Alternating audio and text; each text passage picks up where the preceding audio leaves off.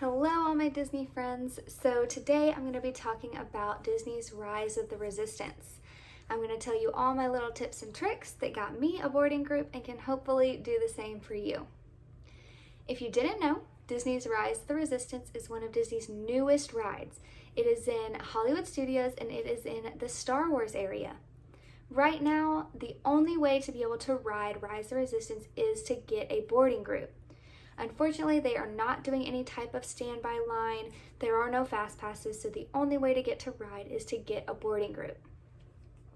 Disney releases boarding groups every day at 10 a.m. and at 2 p.m. You have to be in the park to be able to get a boarding group. You are going to want to try to aim for that 10 a.m. spot because the 2 p.m.s normally end up being backup boarding groups. That doesn't necessarily mean that you aren't going to get to ride. You're just going to get your best chance if you get that 10 a.m. spot. So first, let's talk about your arrival. You are going to need to decide how you're going to be getting to Hollywood Studios the morning you're going to want to get a boarding group. If you're staying on property, you might want to take the bus or the Skyliner, or if you're not, you might be driving yourself or taking a Lyft or an Uber.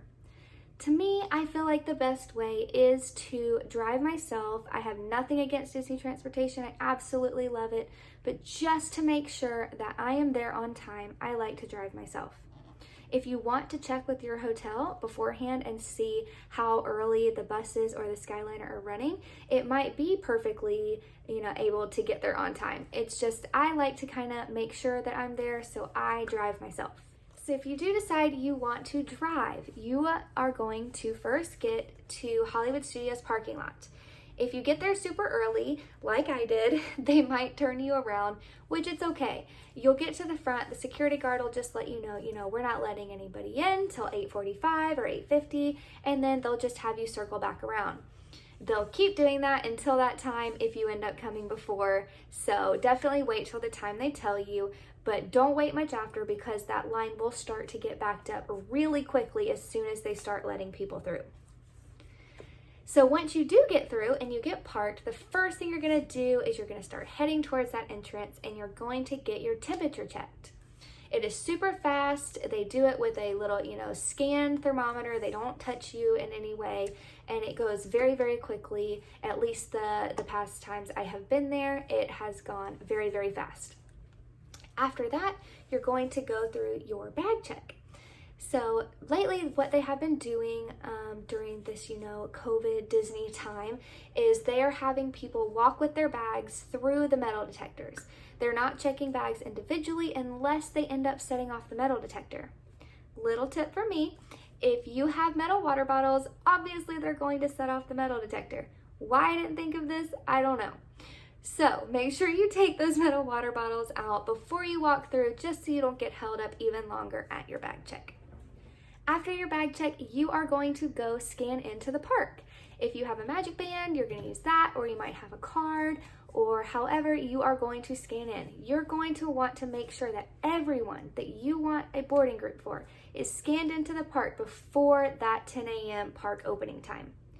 If you get through and you're a little nervous, like maybe they didn't scan through all the way, we went over to guest services and they just checked for us that yes, everybody was scanned in correctly and we were all good to go. The next thing you're going to want to do is to make sure that everyone you want a boarding group for is listed or attached to your Disney Experience app. So if you're going with a big group or you're there with another family, maybe grandparents that have their own Disney account, you're going to want to make sure that you are linked under the friends and family in the My Disney Experience app. So let's go ahead and walk through that together quickly. So if you look over here, you're going to want to open your My Disney Experience app. You're going to want to click the three little lines at the bottom. You're going to click that My Profile button. And then you're gonna slide over to the My Friends and Family list. Here should be all your friends and family, and even if it's in the other category, that is okay. You're going to be fine. Just make sure that everyone in that group is in that list. If there is somebody missing, head over to guest services and they can help you out. So the next thing you're gonna wanna do is find your location. you are going to want to not be around a huge crowd. I have found I do better with getting a boarding group if I am away from everyone, so I do not go towards Toy Story Land. I do not go towards Star Wars Land. Those are going to be the most crowded. I like to go over by Gertie the dinosaur. So if you don't know who Gertie is, I'm going to put a little map over here, but basically you're going to walk up the middle of Hollywood Studios, you're going to take a left, you're going to walk around Echo Lake, and then there is Gertie. You can't miss her. So I like to sit around this area. There's usually not many people over here. It's really great area to social distance. I just always check that I have full service. So you're going to want to check your bars, and you're going to make sure you have full bars when you're in this area. Last time I was there, about 3 minutes before, I noticed that I had jumped down to 3 bars. I got a little nervous, walked about 20 feet, and I was perfectly fine. I was back up to 4.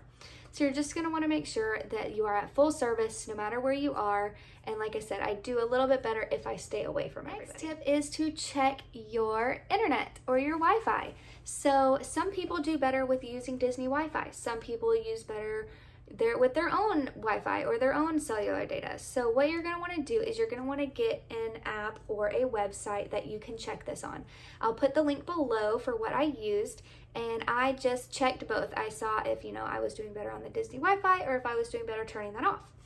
The day I got boarding group 17, I believe I had my Wi-Fi off and just used my own phone, and because I found that was working almost twice as fast as the Disney Wi-Fi. However, that's not always the case. There has been times where the Disney Wi-Fi was faster. You're just going to want to see what's working better for you on that day in your location. So my next tip is that you're going to want to do a practice countdown. So if you want to use the app on your phone, the phone app, or maybe you have a watch that shows the seconds, you're going to want to make sure that it is synced up though. You can use the app below that I have listed that I've used, or you can just use the phone app, whatever you want to use, just make sure that it is synced to your phone. The way I do this is I do a practice countdown. So about a few minutes before, I will pretend that it is 9:59 and we are counting down to press that button. So I will have the person with me start counting. They'll, 5, 4, 3, 2, 1, go. I have my husband say go because it just works for me hearing that. I think go, push the button. So you can do whatever works for you, but I have really found doing a little practice works. We found that one time we were a second off. It just really gets us synced up and ready to go. All right, so the next thing that you're gonna need to do is to actually know what to click when it's time to get your boarding group. So I'm gonna show you right here, you're gonna need to be in your Disney Experience app. You're gonna click those 3 little lines again. You're gonna go to Virtual Queues, and then you're going to see My Queues come up. This is the button. This is the button you are going to click when it is 10 a.m. As soon as that person with you says go, or that second strikes 10 a.m., you hit that button. You want to hit it the second it turns 10. That has been the number one tip for me, is just making sure I am synced up and clicking that button right at time.